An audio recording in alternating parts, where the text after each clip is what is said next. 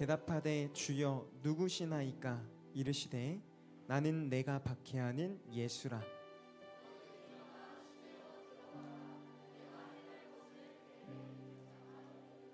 우리 함께 공독하겠습니다. 시작. 같이 가던 사람들은 소리만 듣고 아무도 보지 못하여 말을 못하고 서 있더라. 아멘. 기도 시작하겠습니다. 하나님, 오늘도 그 생명의 말씀을 듣습니다. 우리 사울이 하나님의 그 생명을 경험하자 그의 인생이 완전히 변화되어 가장 복되고 값진 인생과 값진 삶으로 변화됐던 것처럼 오늘 이 생명의 말씀이 우리의 심령 가운데 심어질 때 우리 사랑하는 한 명 한 명 영혼들도 주님께서 가장 귀하고 복된 그 질그릇으로 빌 줄 확신합니다. 오늘 말씀 가운데 찾아와 주셔서 우리의 영혼과 마음을 움직여 주시고 변화시켜 주옵소서. 오늘도 부족한 종이 섰습니다. 부족하고 흠이 있는 것 가려주시고 아버지 당신의 영광만이 높아지길 소망하며 예수님의 이름으로 기도합니다. 아멘. 우리 주님께 영광의 박수 드리면서 우리 시작을 좀 해볼게요. 우리 제목 한번 읽어볼게요. 시작. 자, 첫째 시간 어떤 자리에 옮겼죠? 예배의 자리에 옮기기. 둘째 시간 뭐였죠? 마음의 자리 옮기기. 셋째 시간 삶의 자리 옮기기. 오늘 이 말씀을 갖고 함께 나눠보자고 해요. 제가 삶의 자리를 옮기는 말씀이 뭘까 곰곰이 묵상하다가 실은 오늘 마태복음 4장 19절이 이번 수련회 가운데 주제 말씀이지만 나오지 않았어요. 그래서 이 말씀을 갖고 전할까 하다가 주님께 주시는 마음이 있어서 이 본문을 이걸로 바꿨습니다. 자, 그런 게 찬양을 하는데 우리 인도자님이 거기 계시네요. 네, 너무 째려보지 마시고요. 이름 나왔다고. 자, 제가 이제 학교에 가서 이제 대학교를 갔는데 어쩌다 보니까 이제 학교에 찬양팀을 하게 됐어요. 우리 찬양팀이 하기에 큰 게 세 가지가 있는데 먼저 합시다. 채플, 둘째 신앙수련회, 셋째 방중사역. 이 세 가지를 감당했어요. 기독교 학교이기 때문에 미션 스쿨에 다니던 학교나 대학교를 이제 기독교 재단으로 나온 학생들 알게 텐데 의무적으로 예배를 드려요. 그래서 그 예배 때 이렇게 찬양을 해야 되잖아요. 그 찬양을 하는 그런 역할을 담당했고, 두 번째로 우리 학교는 신앙수련회라고 3일 동안 수업을 안 해요. 수업을 안 하고 모든 일상을 멈추고 수련회처럼 우리가 하나님 앞에 예배하는 시간을 가져요. 오전, 오후 두 타임 총 6번의 시간을 가져요. 그리고 세 번째로 이제 방학이 되면은 우리 같은 이런 중소형 사이드의 교회는 예배팀이 오기 어려워요, 사실. 그런데 그런 지역이나 인천이나 서울 쪽에 정말 예배를 사모하는데 예배팀이 없는 그 곳 가운데 우리가 예배를 지원하러 나갑니다. 그런 사역을 감당하는데 특별히 여기 우신 인도자님은 디아코노스라는 찬양팀을 했어요. 디아코노 찬양팀은 조금 달랐어요. 우리 학교에 3개 있다 했죠. 증인들, 엘피스, 그 다음에 디아코노스. 자, 디아코노스가 헬라로 섬기는 자들이에요. 그 이름에 걸맞게 땁시다. 디아코노스는 예수 믿지 않는 사람들 앞에서 예배했던 찬양팀이에요. 자, 1부대는 저와 같은 이제 주간학부, 2부대는 야간학부라는데 이제 직장을 다니거나 어떤 개인적인 사정이 있어서 저녁에 공부하러 와야 되는 학생이 있었어요. 자, 그것이 2부대였는데, 자, 저희가 2012년도부터 비신자 학생들을 받기 시작했어요. 그 전에는 기독교 신장 아니면 학교에 다닐 수 없었어요. 물론 신학과 기독교 교육과를 제외하고는 다 탁과예요. 교회음악과, 실용음악과, 영어과, 중어과, 일어과, 보육과, 유아교육학과 또 뭐 있었더라. 아무튼 뭐 있었는데, 자, 어쨌든 그런 학과가 있지만은 자, 다 예수 믿는 사람들이기 때문에 예배 시간 예배가 익숙할까 익숙지 않을까요? 익숙해요.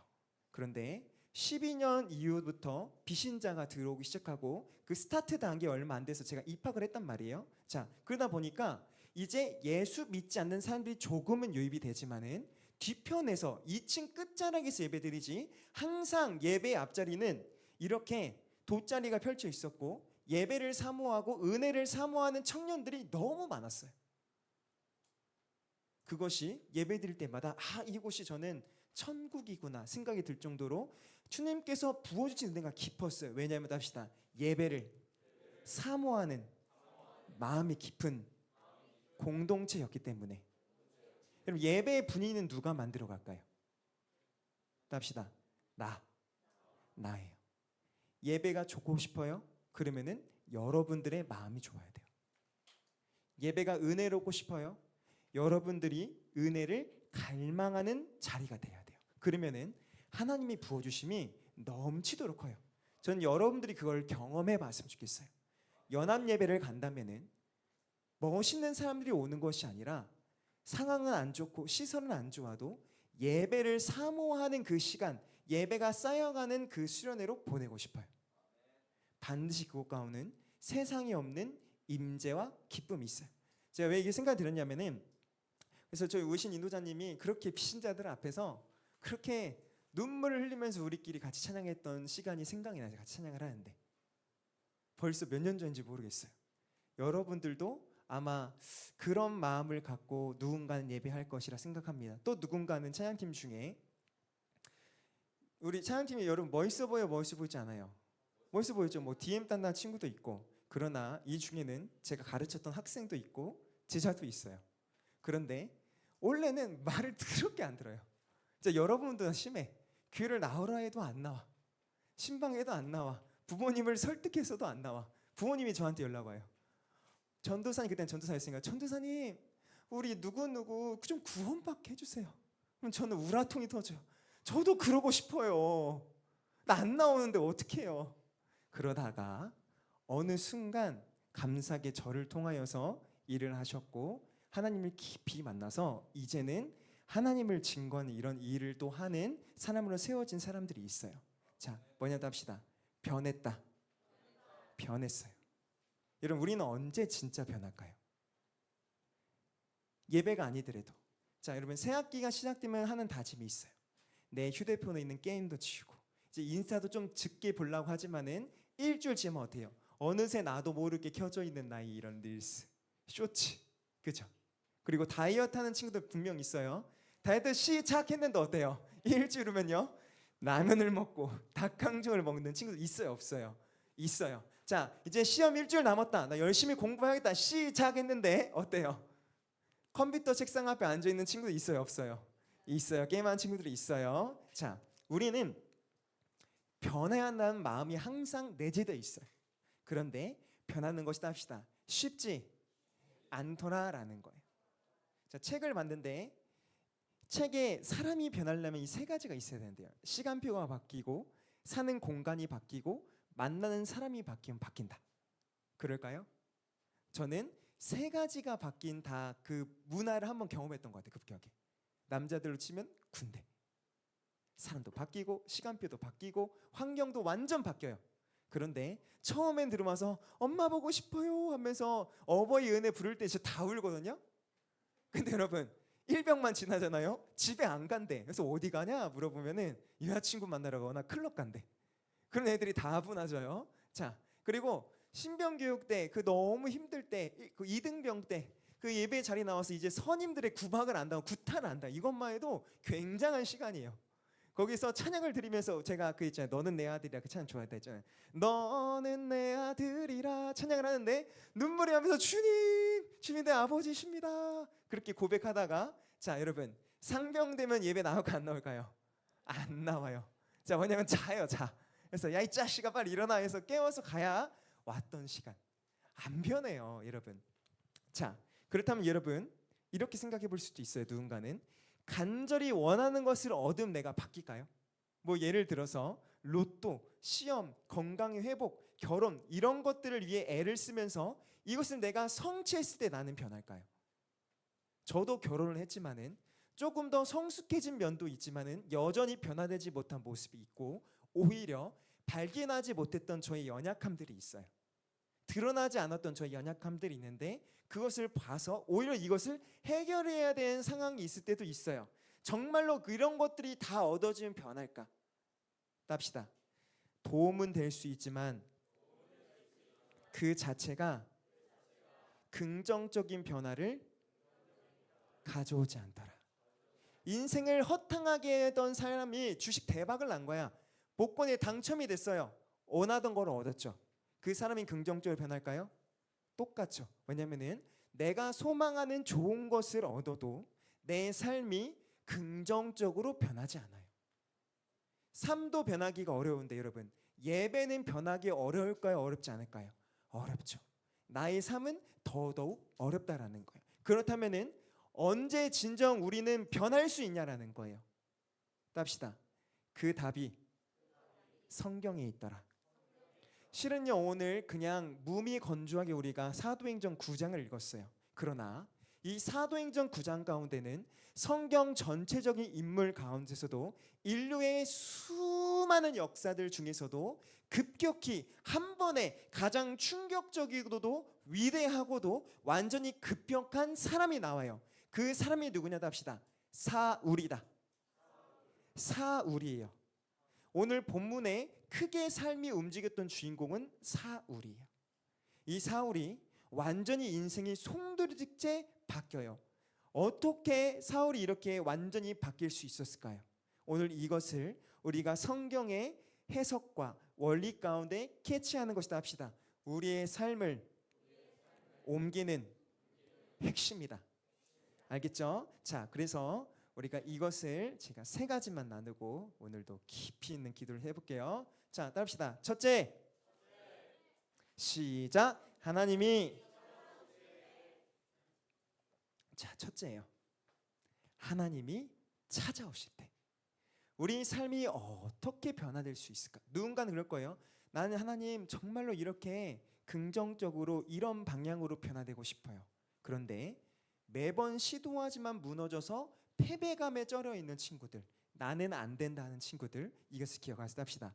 진정한 삶의 변화는 하나님이 나의 인생 가운데 찾아오실 때 이루어지더라라는 거예요. 오늘 본문 3절과 4절 읽어볼게요. 시작. 사울이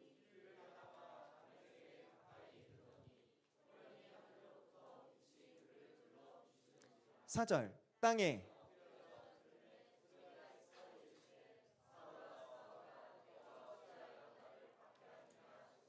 아멘. 자, 오늘 3, 4절을 바라보면요.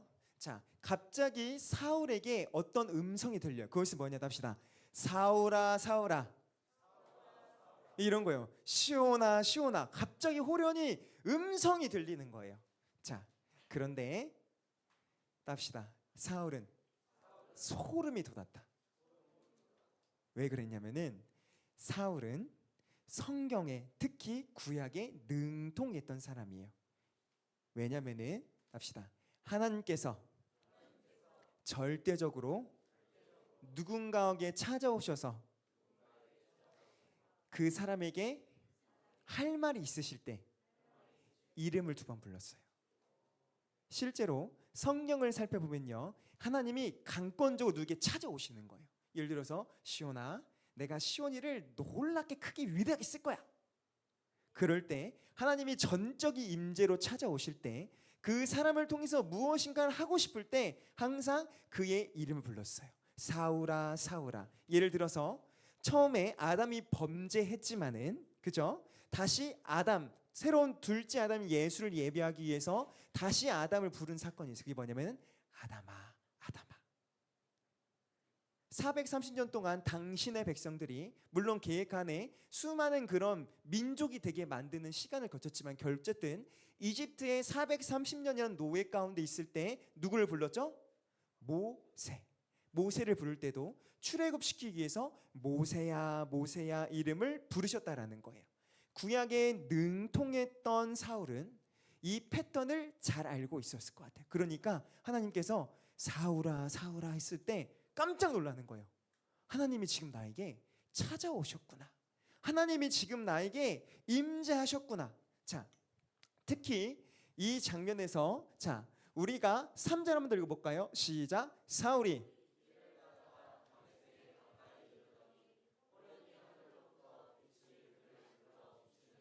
지금 뭐가 비쳤다 했죠? 빛. 자, 사울이 뭐에 능통하다 했어요? 답시다. 성경이 능통했어요. 왜냐하면 당대 최고의 학파라는 가말리아 학자에게 직계 제자였어요. 예를 들어서 저는 하도균이란 스승 밑에서 공부하는 하도균의 제자예요. 학문적으로 봤을 때. 그죠? 학위를 주신 분이기 때문에 저를 지도해서 마찬가지로 그 당시에 여러분이 생각하는 뭐 당대 아리스토텔레스와 같은 우리가 지금까지도 공부하는 철학의 대가 그런 위대한 학자 최고의 스승에게 직계로 훈련받았던 사예요. 그렇기 때문에 엘리트예요. 오늘날 따지면은 하버드 대학생인 거예요.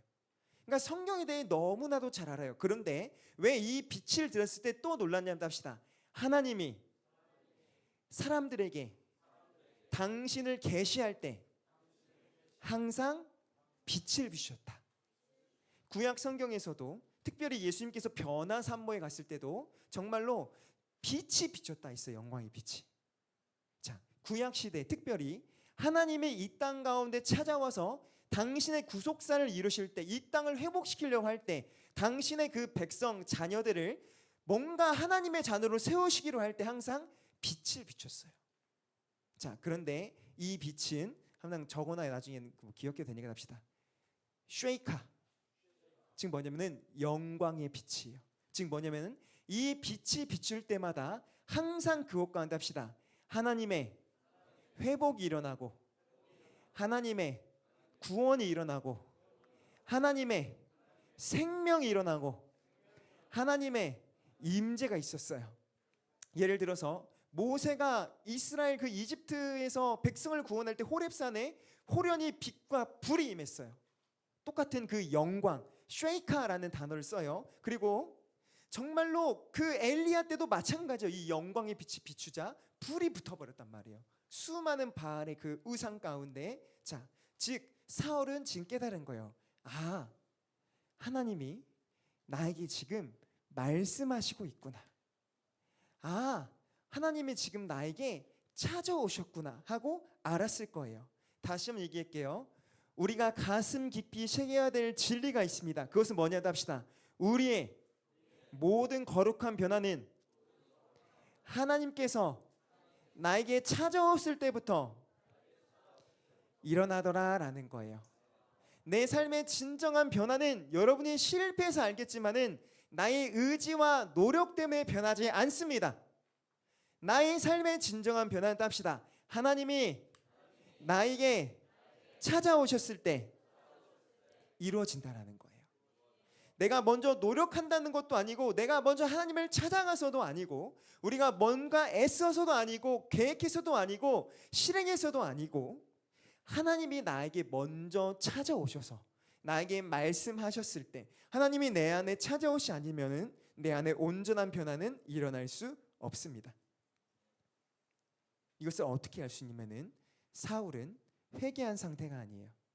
사울은 하나님을 간절히 찾아갔던 상태가 아니에요. 여전히 하나님께서 사랑하시는 하나님의 제자들, 그 당시 기독교인, 교회 받는 사람들을 잡아서 심판하고 죽이려고 눈을 뜨고 혈안이 되었던 죄인이었어요. 하나님 앞에. 그런데 이 죄인인 사울 앞에 답시다. 하나님이 찾아가셨다. 아브라함을 찾아가셔서 이스라엘을 시작하셨고 모세를 찾아가셔서 출애굽을 시작하셨고 매국노 삭개오를 찾아가셔서 그 가정을 구원하셨던 것처럼 하나님이 찾아오심으로 오늘도 예수님께서는 삶 가운데 방황하고 삶 가운데 무너지고 삶 가운데 허덕인 영혼들 여러분들을 회복시킬 줄 믿습니다. 아멘. 그래서 혹시 여러분들도 나에게 변화가 필요하다 생각하십니까? 그러면은 답시다. 진정한 변화는 하나님이 시작하시다. 그래서 이것을 깊이 깨달았던 요한은 요한계시록 2장 가운데 얘기 한번 읽어볼까요? 시작. 볼지어다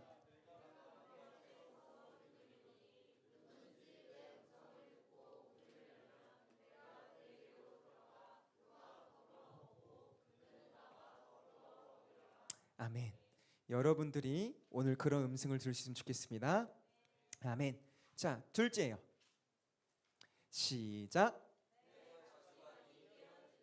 자, 먼저 하나님이 나에게 찾아오셨을 때 우리 삶이 변화될 수 있다 있어요. 그런데 왜 내 가치관이 먼저 깨지는 게 먼저가 아닐까요? 항상 그래요. 답시다. 내 가치관이 깨지기 위해서는 하나님이 먼저 찾아오셔서 나를 만나 주셔야 돼요.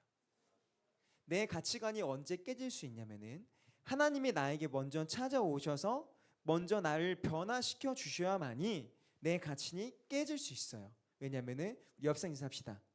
나의 고집은 누구도 꺾을 수 없습니다.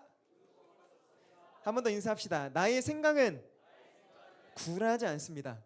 우리 옆 친구들을 봐라. 그렇게 생겼어요, 안 생겼어요? 그러면 우리 옆상 인사합시다. 축복합니다. 자, 축복합니다. 자, 여러분, 하나님께서 찾아오셔서 하나님께서 만나주시며 영광의 빛을 비추시고 사울아 사울아 그 이름을 불러주시며 사울에게 하나님이 찾아오심을 깨달은 다음에 사울에게 말씀하신 게 있어요. 그게 뭐냐면은 왜 네가 나를 핍박하느냐라는 거예요. 그러나 사울에게는 하나님의 이 음성이 너무 익숙치 않았어요. 왜 하나님이 나에게 핍박을 한다고 얘기하지? 그렇게 생각했을 것이에요. 왜냐면은 답시다. 사울은 지금 그 누구보다도 하나님을 위해 헌신하는 중이었어요. 자, 왜냐면요. 오늘 본문 배경을 보면요.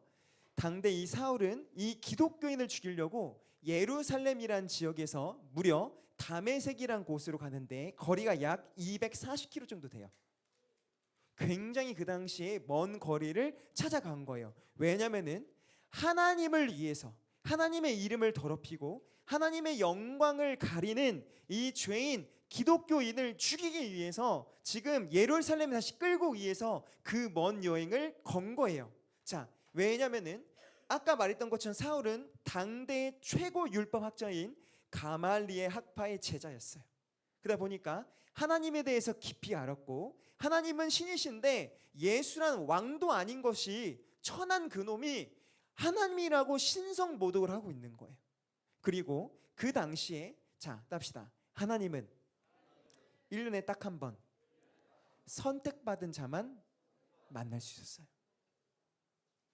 말했던 것처럼 구약 시대에는 하나님을 7월 10일 그 당시 절기력으로 대속죄일 때 대제사장만이 그걸 또 안개로 하나님의 영광을 가리면 죽으니까 그렇게 뒤로 들어가서 그렇게 하나님의 임재를 맛보고 그 임재를 맛보고 선언된 말씀을 듣고 그 모습을 보면서 하나님을 경험했어요. 그런데 기독교인이 뭐라 하는지 알아요? 답시다. 내 안에 하나님이 있대요. 이거 완전 이단 같은 거죠. 그 당시. 그러니까 어디 이렇게 이단 같은 놈들이 하나님을 모욕하고 하나님을 가볍게 여기는 거야. 우리는 그 하나님을 따르려고 지키려고 순종하려고 613개나 되는 율법 조항을 지키면서 우리가 밤마다 내가 5살이 되면은 좌우의 미간과 나의 이 손등에 말씀을 새기며 하나님 말씀을 애우는데 저 사람들은 그렇게 우리처럼 열심도 안 내고 힘도 안 쓰는데 무슨 하나님이 함께 하신대 그런 마음으로 저 이단을 처장하겠다면서 열심을 내는 중이에요. 지금 뭐냐면은 답시다. 사울에게 예수님을 핍박하고 기독교인을 죽이는 것은 하나님을 이해하는 최선의 행위였어요. 그런 그에게 목숨을 걸고 그렇게 하나님의 영광을 드높이기 위해서 하나님의 이름이 낮아지는 것이 너무 싫어서 예수 믿는 사람들, 예수를 구원자 하나님으로 믿는 사람들, 구주로 믿는 사람들을 죽이러 가는 거예요. 근데 그 사울에게 사울아, 네가 왜 나를 핍박하느냐? 다시 말하면은 여러분들이 학원도 내려놓고 남자친구 여자친구도 안 만나고 잠도 포기하고 또 누군가는 또 직장도 포기하고 이 자리에 와서 내가 열심히 하나님을 위해서 일을 하는데 하나님이 오늘 여러분 가운데 말씀하시며 이렇게 얘기하는 거예요. 성호야 성호야 너는 왜 나를 핍박하느냐? 너는 왜 나를 핍박하느냐? 그러는 거예요. 자, 왜냐면은 답시다. 사울의 문제는 예수의 정체를 온전히 몰라서다. 마찬가지예요. 우리의 신앙 가운데 문제가 되는 게 뭐냐면은 우리가 균형 있는 복음과 균형 있는 하나님과 예수님에 대해서 알기 보기보다는 내 입맛대로 내가 좋아하는 수많은 하나님의 성품, 하나님의 영역, 복음의 일부분 가운데 꼭 그게 다인 것 마냥 그것만을 쫓고 그것이 선포되면 복음이고 그것이 선포되면은 능력이고 그것이 나에게 들려지고 체험되면은 뭔가 영광스럽고 그러나 그것이 아니면은 좀 덜 되고 이게 문제라는 거예요. 왜 목사님, 왜 교회에서 여러분 가운데 제자 훈련해라? 왜 성경 공부를 하는지 아세요? 이러한 우를 범하지 않기 위해서요. 이러한 실수를 범하지 않기 위해서요. 여러분들이 온전히 하나님을 알아가고 온전히 그 하나님 안에서 기뻐하고 회복되게 하는 거예요. 자, 저도 그런 적이 있어요. 저도 내 나름대로 여러분 목사가 되려면요 신학만 10년 해야 돼요. 왜냐면은 최소 목사고시를 볼 수 있는 자격 요건이 석사를 졸업해야 돼요. MDB 목회학 석사를 졸업해야 돼요. 그리고 전도사 시추를 받고 나서 졸업하고 전사고시를 보고 전사 교육을 보고 그것이 완료되면은 목사고시 7영을 봐야 돼요. 그걸 합격하면 드디어 안수를 받을 수 있어요. 그래서 20살부터 신학을 쭉 달린 사람을 기준으로 했을 때 가장 빨리 받을 수 있는 나이가 30살에 31살이에요. 그러면 제 안에 뭐가 있겠어요? 내 나름대로 자신감도 있을 거고 내 나름대로 쌓아왔던 경험들이 있었기 때문에 경험도 있을 것이고 그 안에 성숙했던 실력도 있을 거예요. 그런데 어느 날 그래요. 나름 열심히 막 하는데 하나님께서 제게 말씀하실 때가 있어요. 기도하되 성호야 네가 왜 내 일을 하려고 하느냐. 가끔 그럴 때가 많아요. 하나님 제 마음이 왜 이렇게 어려울까요? 이 사람은 왜 이럴까요? 왜 이 영혼은 왜 이럴까요? 주님 왜 오늘 이런 은혜를 주지 않았나요? 기도할 때 저에게 말씀하실 때가 있어요. 성호야 네가 왜 내 일을 하려고 하느냐. 여러분 항상 모든 것의 주체는 누굴까요? 답시다. 하나님이에요. 우리 인간은 답시다. 통로다. 청지기였잖아요. 우리가 변화시킨 것이 아니에요. 열매를 안 주셔도 하나님께서는 실패한 게 아니죠. 그죠? 아브라함이 100세 때 아이를 낳았던 것처럼 노아가 그 수십 년을 기다리고 방주를 지었던 것처럼 뭐냐면은 당장 눈에 보이는 결과 당장 눈에 보이는 어떤 것을 위해서 하나님 일하신다 안 한다 우리가 능력이 있다 없다 실패했다 안 했다를 떠나서 우리는 답시다. 전하기만 하면 된다. 고백하기만 하면 된다. 사울은 이것을 몰랐어요. 그래서 내 생각과 내 판단대로 열심히 했던 것이 사실이 오히려 하나님의 일을 그르치는 것이 되기도 해요. 그래서 우리는 항상 답시다. 나를 점검해 볼 수 있어야 돼요. 나를 점검하기 위해서는 무엇이 필요하면 답시다. 내가 낮아질 수 있어야 돼요. 내가 틀릴 수도 있다는 것을 인정해야 돼요. 자, 그래서 이렇게 옆에 고백합시다. 진심이 아닌 진리 위에서 세워주시다.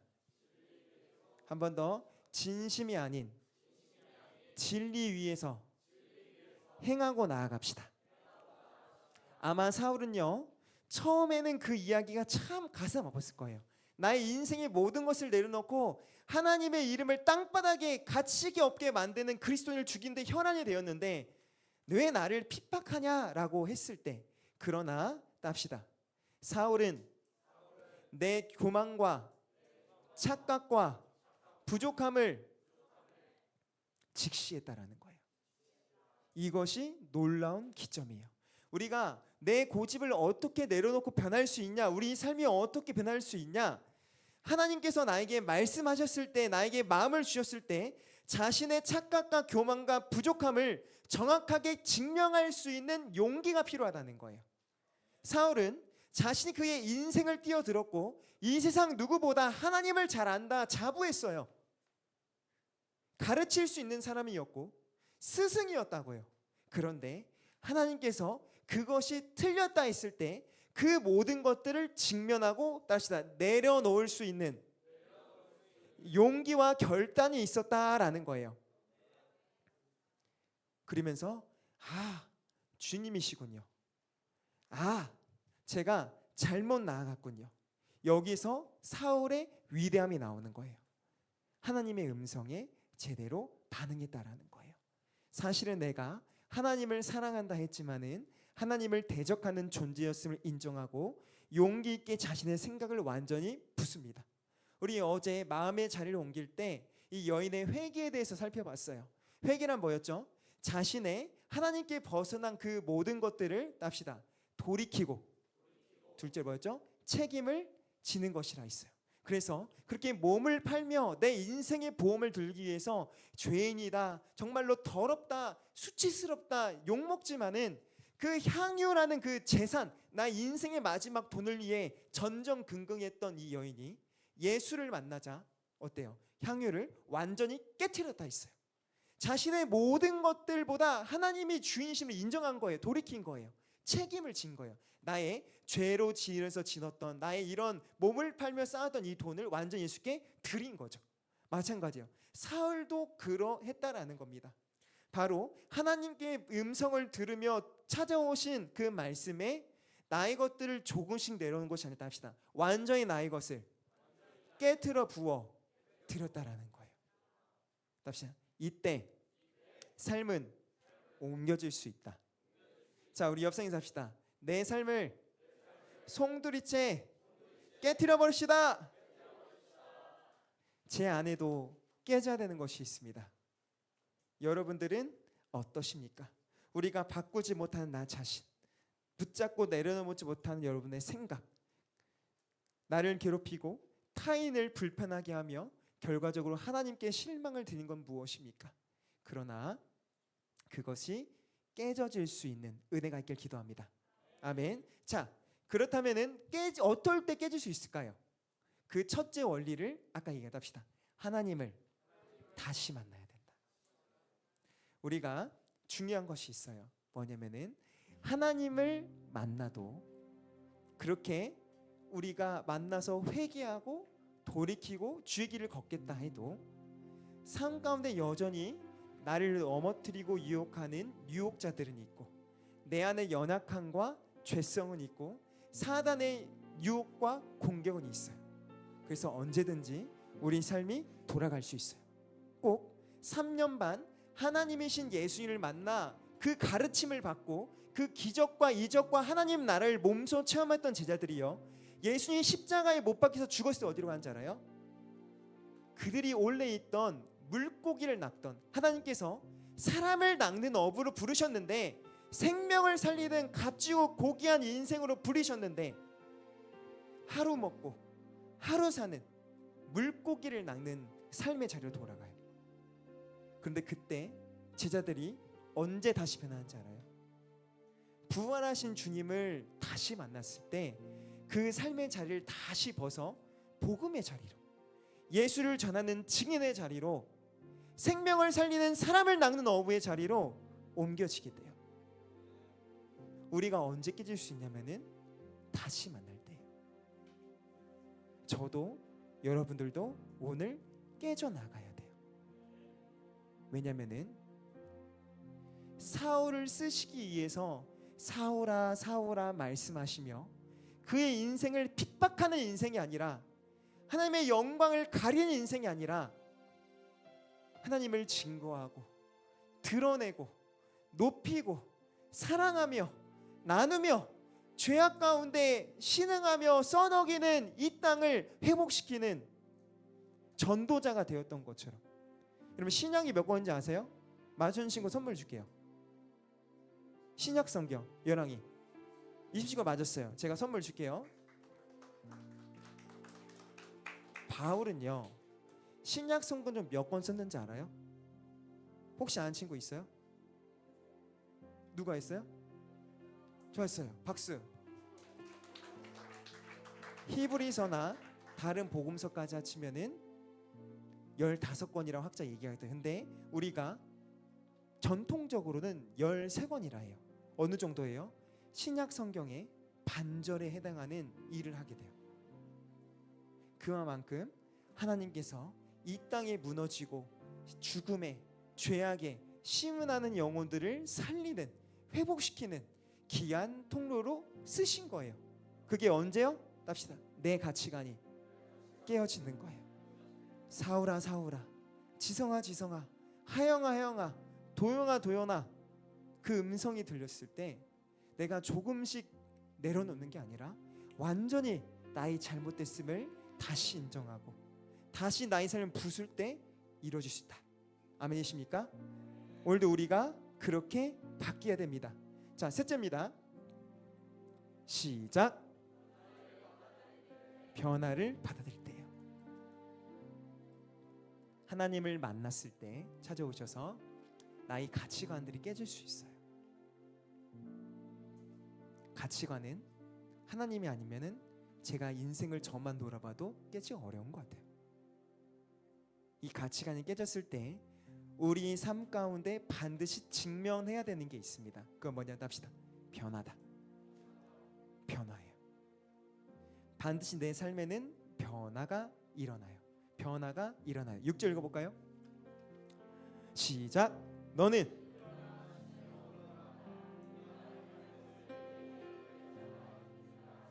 아멘. 이런 거예요.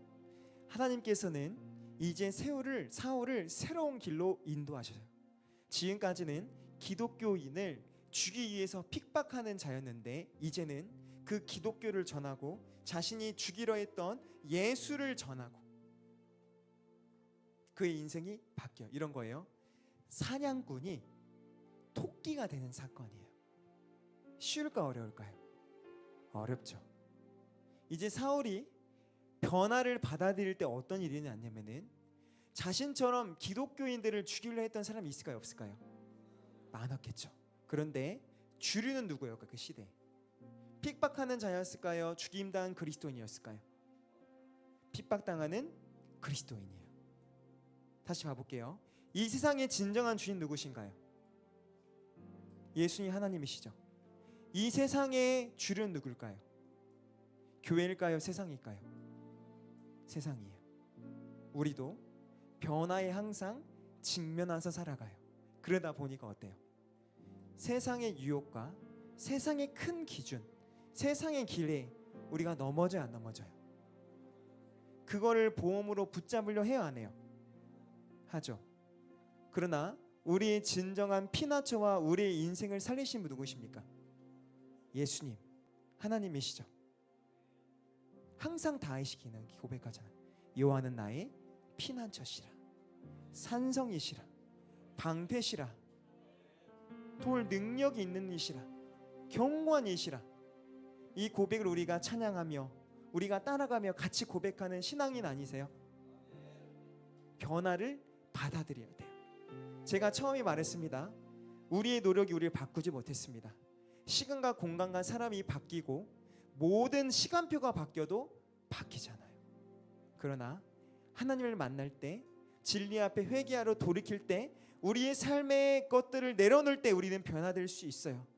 그런데 상황을 바뀌고 변했을 때 우리가 뭘 해야 되냐면 합시다. 새로운 변화를 증명하고 용기 있게 그곳을 걸어갈 수 있어야 돼요. 저도 그런 것 같아요. 저는 여기 앞에서 말 잘해요, 못해요? 제가 매번 이 앞에 올 때 떨릴까 안 떨릴까요? 떨리겠죠. 여러분, 제가 예를 들어서 여러분들한테 강의를 한다 봐요. 전 쉬워요. 왜냐면은 제 안에 있는 이 지식을 알려주기만 하면 돼요. 그죠? 전공자잖아요. 얼마나 말하기 쉽겠어요. 그런데 하나님의 말씀을 전한다. 어려운 것 같아요. 제가 조금 더 어릴 때는 이게 별로 어렵지 않았던 것 같아요.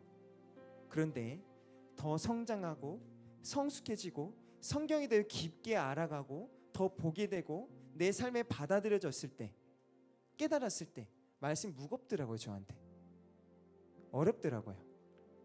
전하고 싶은 건 많은데 어디까지 전해야 될지, 이게 진짜 맞는지 어려울 때가 있어요. 그러나 그 변화를 받아들이고 제가 용기를 내어 매번 일주일간 묵상하고, 하나님, 우리 영혼들이 어떻게 하면 예수님 만날 수 있겠습니까?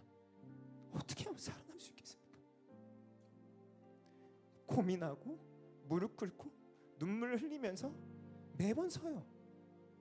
수련회 때 제 간절한 소원이 있었어요. 여러분들이 제가 봤을 때는 저도 망가져 있지만은 많이 망가진 공동체예요.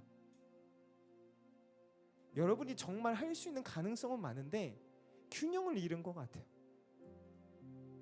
제가 이 소망교회 와서 드는 게 뭔지 아세요? 생각이 너무 교만하다는 거예요. 그것이 하나님 안에서 회복됐으면 좋겠다. 뭐 어떻게 해야 될까? 자리를 옮기자. 표 항상 외치죠. 뭐죠? 주님 내 안에. 제 올해가 마지막이라고 생각한다면 했던 표예요. 올해가 마지막 주어진 우리의 시간이라면은 우리가 뭘 해야 될까? 주님 안에 항상 모시며 주님과 함께 동행하며 우리가 날마다 담당해 나가는 공동체가 되었으면 좋겠다. 날마다 하나님의 기쁨이 있고 사랑이 있고 충만이 있고 내 인생 가운데 치고 살아고 낭망하고 없게 살아왔어도 하나님 앞에만 서서 다시 그 하나님을 회복하고 예배하고 내 안에 받아들여서 다시 용기 있게 세상에 나아가 증인으로 살아갈 수 있는 것. 여기 내 강동교회 사역할 때 학생 지민이도 있지만은 그렇게 울었던 것 같아. 강동교회 때. 왜요? 제가 갔는데 예배를 안 드려요. 코로나라고. 수련회 하자니까 못 하겠대요. 하나님이 돌파하시게 하셨어요. 그리고 떠나갔던 영혼들이 하나님을 만나고 울기 시작했습니다. 딱 4년에서 5년이 됐을 때 정말 많은 실수도 있었고 공격도 있었고 싸움도 있었고 다툼도 있었지만은 하나님이 반드시 승리하게 하셔요. 저는 그래서 항상 자신감이 있어요. 하나님은 하나님의 일을 하시기에 내가 타협하지 않고 예배를 사수하기만 한다면은 하나님은 반드시 하나님 일을 하셔요. 왜요? 예배는 하나님과의 뭐였죠? 소통이었어요. 우리가 왜 힘들어도 예배해야 되냐면은 힘들다고 우리가 나의 삶의 주관자를, 나의 인생의 주권자를, 나의 인생의 생명을 놓칩니까? 나의 생명을 놓칩니까? 아니요. 힘들어도 붙잡아야죠. 몸이 약한 사람, 그래요. 근육을 키울 때 뭐 먹는지 알아요? 보충제를 먹어요. 왜요? 근육을 키우기 위해 힘들어도 먹어서 운동하는 거예요. 우리가 피곤할 때 뭘 마셔요? 커피를 마셔요. 힘드니까 먹는 거예요. 써도. 그러면 어떻게 돼요? 달아져요. 놀랍게도 커피 안 마셨어요. 저 써서 요거트 너무 맛있는 거예요. 그때 투썸 너무 맛있었습니다. 감사합니다, 선생님. 네, 자, 여러분 나중에 투썸 PPL 아닌데요. 그 블루베리 뭐죠? 드링크인가? 네, 굉장히 맛있습니다. 자, 저 오랜만에 세상의 쾌락의 맛을 먹어봤어요. 자, 어쨌든 이게 하는 거예요. 이게 쉽지 않아요. 그러나 먹다 보면은 달아져요. 하나님의 말씀도 예배도 계속 들이다면 어떻게 하냐면 합시다. 좋아진다. 대신에 싸워야 되는 거예요. 날마다 우리는 옮겨져요. 생각해보세요. 순회 마치고 세상에 나가면은 우리가 예배의 자리가 많아요? 세상의 삶의 자리가 많아요? 삶의 자리가 많아요. 일주일 동안 우리가 싸우는 거예요. 변화된 그 상황 가운데 믿음을 지키며 나아가는 거라고요. 그러니까 주일날에 왔을 때 어떻게 해야 돼요? 더 치열하게 하나님을 만날 수 있도록 나의 것을 부수고 깨트리고 세상 것들을 내려놓고 와야 되는 거예요. 세상 것들을 붙잡고 있으면 하나님의 것을 붙잡지 못해요. 세상 것이 내 안에 가득하면은 내 안에 하나님이 가득해질 수 없어요. 당연히 내려놓으면은 손해가 있고 부족함이 있을 수 있고 나의 생명에 위협이 있을 수 있어요. 그러나 고백하고 선포하는 거예요. 하나님이 나의 진정한 생명이십니다. 제가 가르쳤던 학생 은찬이라는 학생이 있어요. 제가 교회에 있을 때 전 사역질 때 고3의 문화가 뭐였는지 알아요? 고3 되면 예배를 안 나와. 유학 가고 기숙사 들어가고 학원 가. 웃긴 건 뭔지 알아요? 제가 처음으로 선생님들한테 진지하게 화를 냈는데 선생님들이 뭔데 예배 자리에 나오지 말래. 고3이 왜 세상의 꼴을 쫓냐고. 엄청 뭐라 했어요. 그러면 교사하지 말라고, 없어도 된다고. 근데 감사하게 상처받고 떠나갈 만한데 같이 기도하기 시작했어요. 그리고 한 명과 약속했어요. 너는 하나님의 실력을 주셨고 뜻하신 계획이 분명히 보인다. 그러니까 네가 이것을 깨트리는 본이 돼보자. 나오는 거예요. 계속 나오는 거예요. 그 친구가 원하는 대학 갔어요. 선생님이 변화됐고 학생들이 도전받아서 그 이후부터 고3이 학원에 뺏기는 문화가 철저하게 줄어들었어요. 왜 우리가 맡겨보지도 않고 안 된다 하세요? 해보지 않고 못한다 하세요? 제일 짜증나는 게 이거예요. 우리 애들은 원래 안 한대요. 뭘 안 해요? 다 해요. 다 할 수 있어요. 저도 못하고 안 했던 사람이 하잖아요. 전하고 처음부터 막 아멘 아멘 하는 사람이 있을 것 같아요? 제 외형 보세요. 굉장히 고집스럽고 굉장히 깐단하고 굉장히 화가 많아요. 제가 학창시절에 솔직히 여러분들 문제일 수도 있어요. 근데 지금 어때요? 신실한 미소입니까 아닙니까? 아멘이죠? 그죠? 사람이 부드러워 보여요? 악해 보여요? 그걸 원했어요. 제가 악해요. 죄송합니다 의장님. 제가 그때는 좀 덜 다듬어졌어요. 네. 자 어쨌든 그래요. 변화를 받아들여야 돼요. 그때 합시다. 하나님이 나를 쓰셔요. 아멘이세요? 전 간절히 소원합니다. 오늘 이 자리에 있는 사람들 외모가 어떻든 삶의 백그라운드가 어떻든 가정 환경이 어떻든 실력이 어떻든 괜찮아요. 하나님은 택하시기만 하면 쓰세요. 사울도 몸에 아픔이 있었어요. 간질이었고 곱추였고 그러나 하나님이 위대한 사명자로 우리가 존경하고 수천 년이 지났지만 우리가 따르고 싶어하고 저는 그의 신학을 공부해요. 제 학부 때 신학을 공부할 때 항상 빼놓을 수 없는 게 바울의 신학 사상이에요. 목회서신, 옥중서신, 더럽게 하기 싫은 공부들. 그의 지식이 유산으로 남아 그의 믿음이 우리가 공부하고 가르쳐서 배워가고 따라가는 길이 됐다고요. 그가 능력이 있어서가 아니에요. 하나님이 찾아오셔서. 여러분도 오늘 하나님이 찾아오시기 원하십니다. 우리 계시록 3장 말씀 한번 읽고 기도하겠습니다. 시작. 볼지어다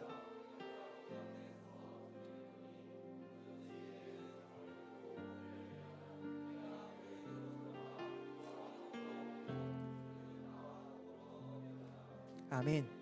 자 여러분들, 사울은 이후에 그의 삶 가운데 실패한 적이 있을까요 없을까요? 있어요. 그러나 합시다. 예수께서 나의 실패보다 크시기 때문에 문제가 되지 않아요. 우리가 대속했죠. 예배를 옮길 수 있는 것도 마음을 옮길 수 있는 것도 우리의 것으로는 아무리 해도 안 돼요.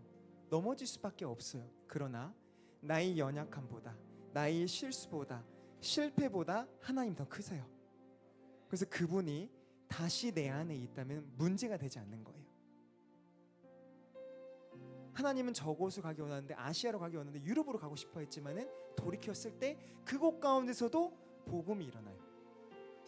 오늘 그런 얘기를 축원합니다.